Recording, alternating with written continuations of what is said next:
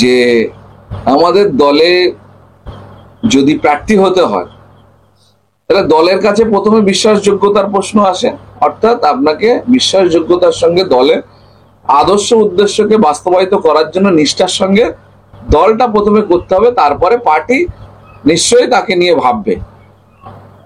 তো সেই সুযোগ আসার সময়ের পূর্বেই তিনি দেখছি যে একটা আমরা কাগজে যে উনি তৃণমূলের জেনারেল সেক্রেটারির পদে নির্বাচিত হয়েছে। এই ধরনের কার্যকলাপের মধ্য দিয়ে কিন্তু মানুষের মন জয় করা যায় না।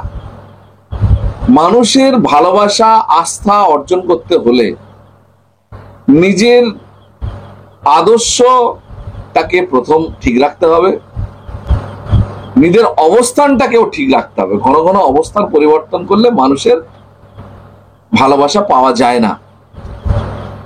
আমরা তানাকে নিয়ে ভেবেছিলাম, কিন্তু তানার যা মতিগতি, তাতে করে তানার নিজের কাজ বাস্তব আর তার মুখের কথার মধ্যে যে ডিফারেন্স বিস্তর আছে সেটা প্রমাণিত। তিনি নাকি বলেছেন যে কাশেম সিদ্দিকীর জলসা করে পোষাচ্ছে না, ইনকাম ভালো হচ্ছে না, যার কারণে তৃণমূলের নেতা হওয়ার জন্য করছে থেকে এইসব কথাবার্তা বলছেন। তা ওনাদের পার্টির ব্যাপার, কি করবেন না করবেন ওনাদের ব্যাপার। এবং আমরা সাধারণভাবে বিশ্লেষণ করে যেটা বুঝতে পারছি যে এই ধরনের বক্তব্য বা এই ধরনের অভিব্যক্তি প্রকাশ করার মানে হচ্ছে গিয়ে তারা নিশ্চয়ই কোথাও না কোথাও প্রবলেমের জায়গা তৈরি হচ্ছে, যার কারণে তিনি এই ধরনের কথাবার্তা বলছেন। তাদের নিজেদের পার্টির মধ্যে আন্ডারস্ট্যান্ডিং, তারা বুঝবে কি করবে না করবে, কার গাত্রদাহ হবে, কার গাজালা করবে, কাকে কোথায় রাখবে, তাদের পার্টির সঙ্গে তারা বুঝবে। এই বিষয়ে আমরা আর বেশি অত্যুক্তি করতে চাই না। কয়েকদিন আগে আমরা খবর পেলাম কাসেম সিদ্দিকী ইচ্ছা প্রকাশ করছে যে আইএসএফ থেকে ভোটে দাঁড়ানোর। আজকের খবর পেলাম কাসেম সিদ্দিকী উত্তর 24 পরগনা এবং রাজ্যের তৃণমূল কংগ্রেসের দায়িত্ব পেয়েছেন। এ বিষয়ে কি বলবেন? আমি ইতিপূর্বে প্রেসের বন্ধুদেরকে জানিয়েছিলাম এই প্রশ্নের উত্তরে যে আমাদের দলে যদি প্রার্থী হতে হয় তাহলে দলের কাছে প্রথমে বিশ্বাসযোগ্যতার প্রশ্ন আসে, অর্থাৎ আপনাকে বিশ্বাসযোগ্যতার সঙ্গে দলের আদর্শ উদ্দেশ্যকে বাস্তবায়িত করার জন্য নিষ্ঠার সঙ্গে দলটা প্রথমে করতে হবে, তারপরে পার্টি নিশ্চয়ই তাকে নিয়ে ভাববে। তো সেই সুযোগ আসার সময়ের পূর্বেই তিনি দেখছি যে একটা আমরা কাগজে যে উনি তৃণমূলের জেনারেল সেক্রেটারির পদে নির্বাচিত হয়েছে। এতে থেকে কি প্রমাণিত হয়? ওনার অস্থিরতার পরিচয় এটা, অস্থির মাইন্ডের পরিচয় এটা।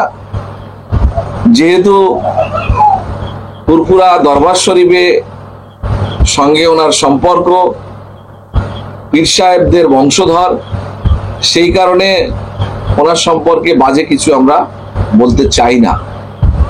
কিন্তু এই ধরনের কার্যকলাপের মধ্য দিয়ে কিন্তু মানুষের মন জয় করা যায় না।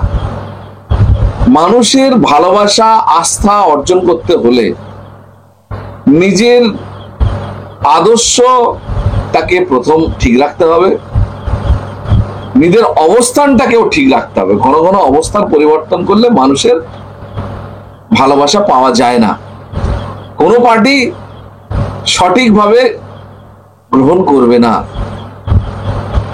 তো আমরা দেখছি উনি, এটা কতটা সত্য মিথ্যা জানি না, আমরা একটা কাগজে লেখা পাচ্ছি, সোশ্যাল মিডিয়ায় ঘুরছে এবং বিভিন্ন প্রেসের বন্ধুরা বলছেন যে তিনি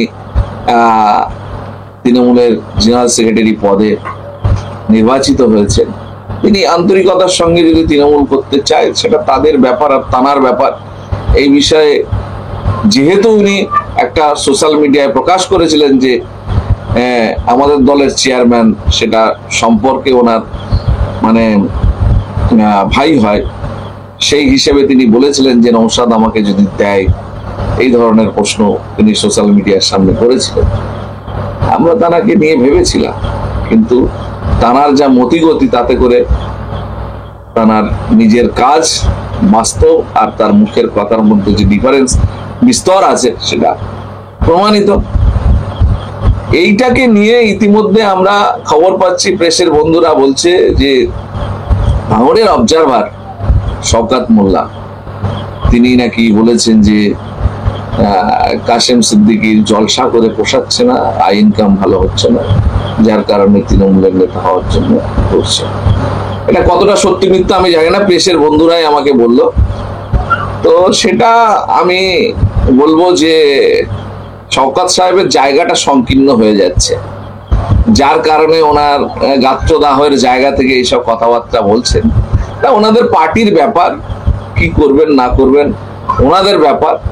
এবং আমরা সাধারণভাবে বিশ্লেষণ করে যেটা বুঝতে পারছি যে এই ধরনের বক্তব্য বা এই ধরনের অভিব্যক্তি প্রকাশ করার মানে হচ্ছে গিয়ে তারা নিশ্চয়ই কোথাও না কোথাও প্রবলেমের জায়গা তৈরি হচ্ছে, যার কারণে তিনি এই ধরনের কথাবার্তা বলছেন।